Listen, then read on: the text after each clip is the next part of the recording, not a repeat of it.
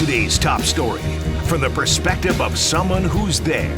You are looking live. This just in. Not my beat. Ava Wallace joins us from the Washington Post, covers the Wizards, of course, covered the win last night down in Charlotte. And Ava, hooray, they won. That's excellent. What were they, besides playing a team that's also not very good, what were they able to do last night from the process standpoint? What are Dawkins and Winger sitting around the office today going all right, we put that together better than we had in some of these previous games? Yeah, the bench finally showed up, which is huge. They were fully healthy for the first time this season, meaning they had Landry Shamet. They had Corey Kispert back from that little left ankle sprain that he had earlier this week, or at the end of last week. I can't remember. It's been a 9-day road trip.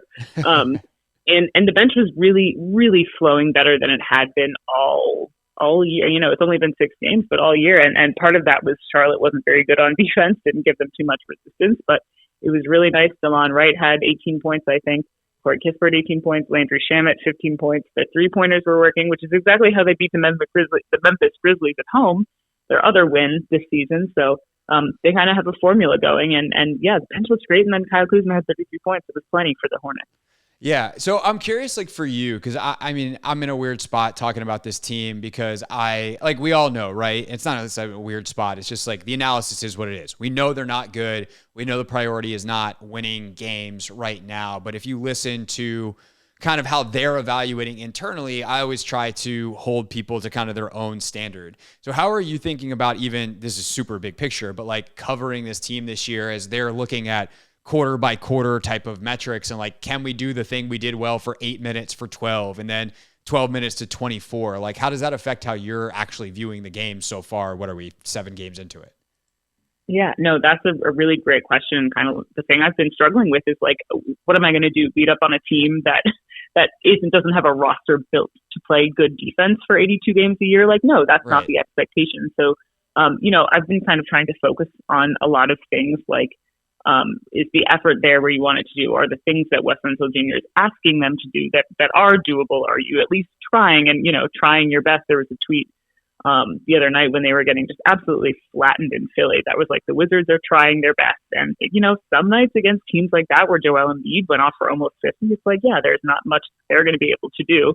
So in that case, I kind of lean on Wes Unseld Jr. and look at kind of, were 3/4 of that game actually pretty good, and it was just the one that got away from them. It has to be very kind of pick and choose because they are at the beginning, the absolute very dawn of a rebuild. But it's kind of weird.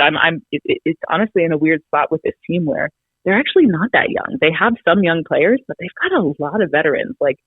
Landry Shamet's been around the league. DeLon Wright is a veteran. Corey Kispert and Dede Avdija have been here for a while now.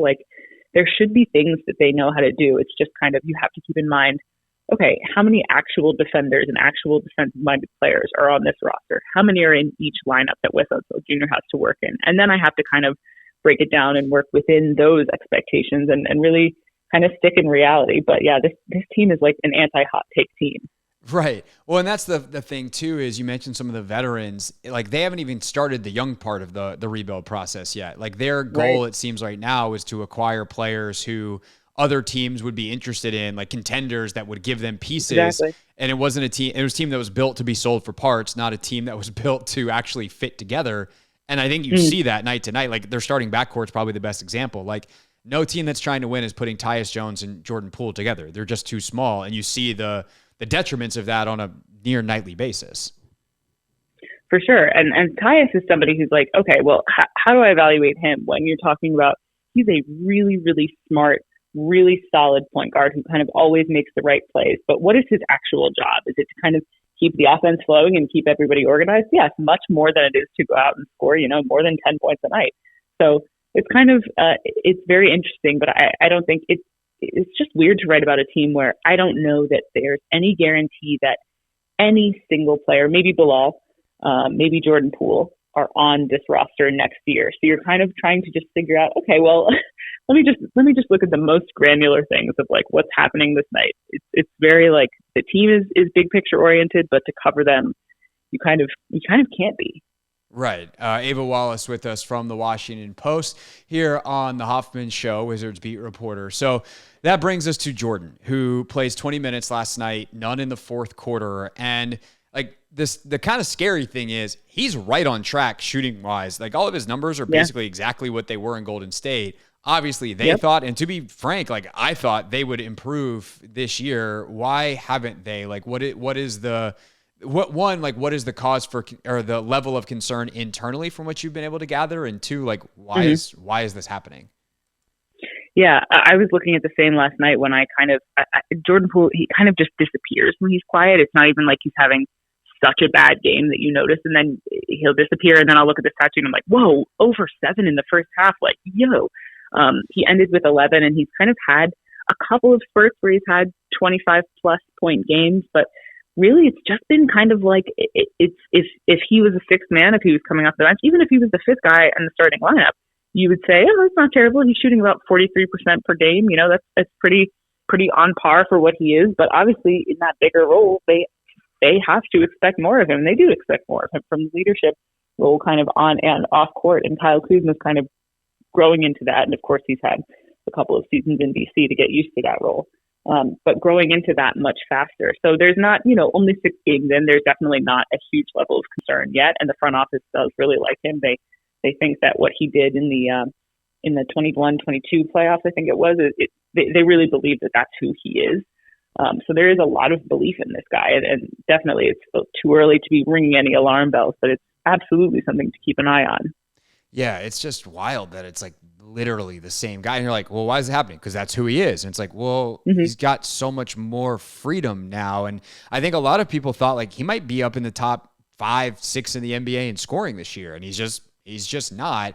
I also wonder in terms of like him and Tyus, like we mentioned earlier, how much of what Wes is doing lineup rotation wise. And again, it's so early. Like you do want to give it, if you're Wes, probably at least 10 games, if not closer to 20. But like, is there a point down the line where you say like, this is untenable the way we're doing things right now? Like let's pair Jordan with DeLon because he's a better defender.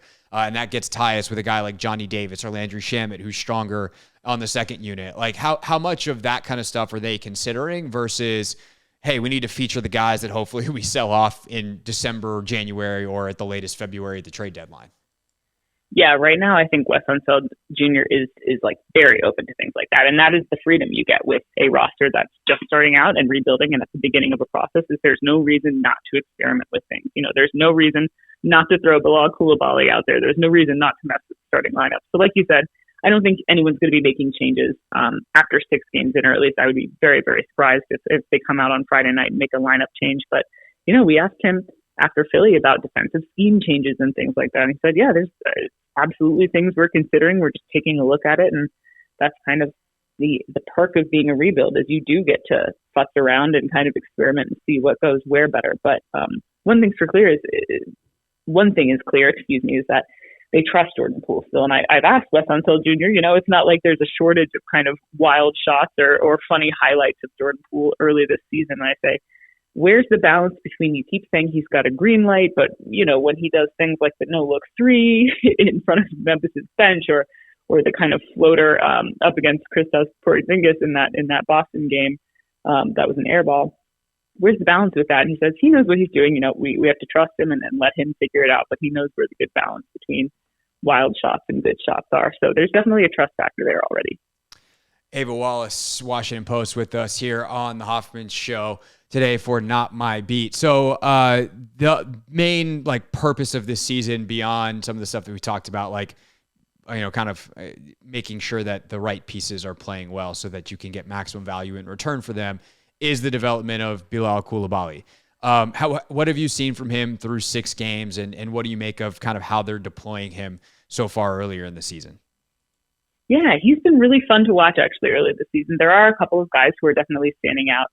Denny Avdia, who of course just signed that his second contract with the Wizards, has actually been playing really, really solidly. But for Bilal, I really like his fearlessness, and it's kind of like watching a freshman on a college team where they don't know what they don't know, so they're not scared or anything like that.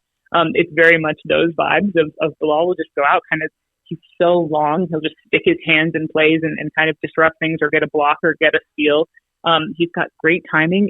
It's fun to watch him in, like, a couple plays every game. And it's like, oh, yeah, there's something there. Or like, oh, I see what the scouts who know so much more about what that type of talent could bloom into. I absolutely see the germ of what they were looking at in terms of he's just got a really, really good awareness. He's really, really calm, and he knows. This is something I asked him about. I'm like, not that many 19-year-olds are patient. He's like, I know, but I got to wait my turn. I understand. Like, this is a long haul thing here for me. So he's got a good attitude about it too. But he just seems very, very natural with everything. Everything seems to he's taking everything in stride for sure. Yeah, it's kind of crazy the maturity that he shows, and then I think Wembanyama shows a lot of the same. And obviously they were teammates the last couple of years. So I wonder like what it is about the culture of the team that they came from, or whether it's just two special individuals that kind of have this, but it certainly seems like both of them have extremely sharp heads on their shoulders.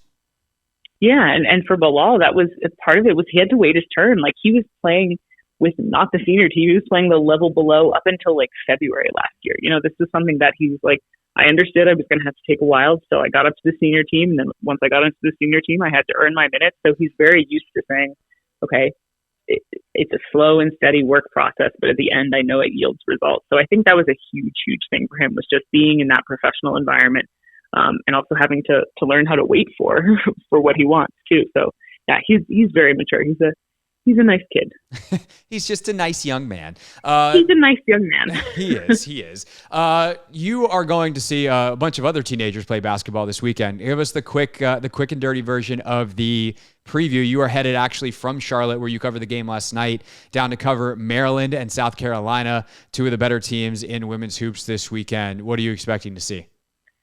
Yeah, I'm so excited. I'm going back to my old beat covering Maryland women's basketball, looking to rebound after a very interesting week in women's basketball. But LSU got absolutely lit up. Yeah. They have those games in Notre Dame. I'm excited. I think Caitlin Clark is actually coming to Charlotte tonight. Virginia Tech and Iowa are playing, so it'll be really fun. But this is going to be a tough one for the Terps. They kind of always struggle at South Carolina, especially in Columbia, where it's got to be one of my favorite college arenas to play in. The environment that Dawn Staley has created is really, really fun. So I'm looking forward to that. But the Terps definitely have their work cut out for them, and they've got UConn later this season too. So it's a tough schedule that Brenda Freese puts together for them. Yeah. In fairness to them, everyone else struggles at South Carolina too. So there's that. They're but not there has, alone. like I said, we're seeing some wild upsets this year already. So That's true. I'm excited to go and see what the Terps can do. Yeah, absolutely. All right, so you read Ava's coverage of that in the Washington Post, of course, her coverage of the Wizards in the Washington Post, and she's nice enough to join us with some frequency here on the Hoffman Show as well. So with that part said, we'll talk to you soon. Thank you, ma'am. Hey, thank you. This is the Hoffman Show on the Team 980 and the Odyssey app.